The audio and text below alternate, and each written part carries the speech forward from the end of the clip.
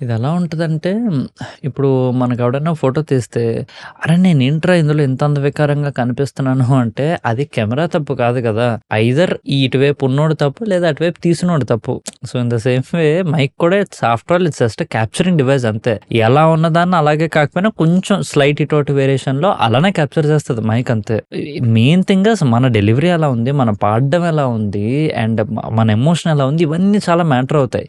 Even అవన్నిటి తర్వాత కూడా దాన్ని మనం వోకల్స్ ఎలా ప్రిపేర్ చేస్తున్నాం, ఎలా పిచ్ కరెక్షన్ ఎలా చేస్తున్నాం, ఇవన్నీ తర్వాత అప్పుడు మనకి మైక్ ఇంకా బెటర్ మైక్ ఉంటే బెటరా లేదా అనేది అప్పుడు ఆలోచించుకోవాలి మనం. ఆటన్నిటిని ఎగరేసి ఎందుకంటే చాలా మంది అంటుంటారు ఇలా ఇంకా మంచి క్వాలిటీ మైక్ తీసుకుంటా, మంచి క్వాలిటీ మైక్ ఎంత క్వాలిటీ మైక్ తీసుకున్నా ఈ పర్ఫార్మెన్స్ అండ్ ఆ ప్రిపరేషన్ ఇవన్నీ సరిగ్గా లేకపోతే పని జరగదు. Even 3 month mixing mentorship programme లో కూడా నేను కవర్ చేసే one of the very first things ఇదే అనమాట.